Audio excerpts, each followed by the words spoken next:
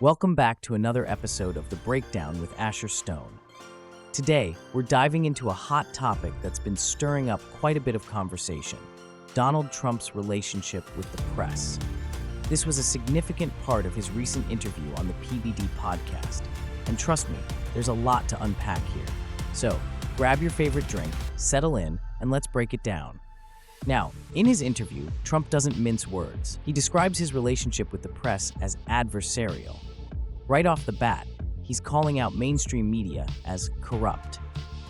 That's a strong claim, and he doesn't just leave it at that. He goes on to say that the media is a big part of why public trust has taken a nosedive. What's really interesting here is how he takes credit for coining the term fake news. You can almost hear the pride in his voice as he talks about it. It's like he's saying, I popularized that term, and I'm proud of it. This confrontational approach to the press isn't just a casual remark for Trump. It's a key part of his strategy. Now, you might be wondering, what specific evidence does he give to back up these claims?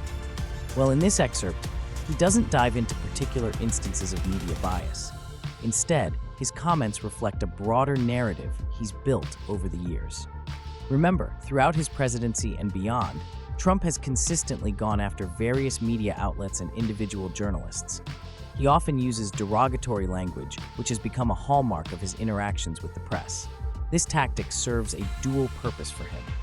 First, it allows him to dismiss any critical reporting as untrustworthy. If he's saying the media is corrupt, then any negative coverage of him or his administration can be easily brushed aside as part of that narrative. Second, it reinforces his image among his supporters as someone who's battling against a biased establishment. Now let's talk about the impact of this adversarial relationship on the political landscape. By framing the press as an enemy, Trump deepens the divide between people who trust traditional news sources and those who flock to alternative outlets that align more closely with his views. This division is a double-edged sword. It energizes his base, but it also creates a rift in public discourse. It's crucial to remember, though, that this view of the press is highly subjective.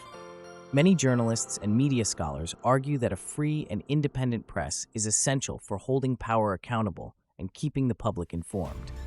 They contend that Trump's relentless attacks on the media aren't just an annoyance.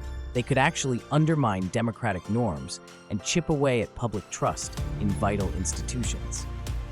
So, there you have it, Trump's perspective on his relationship with the press, as articulated in his PBD podcast interview. It's a complex web of confrontation, strategy, and the ongoing battle for public opinion. I'd love to hear your thoughts on this.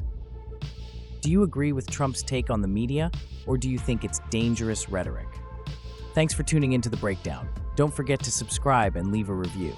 Until next time, keep questioning, keep learning, and let's keep breaking it down.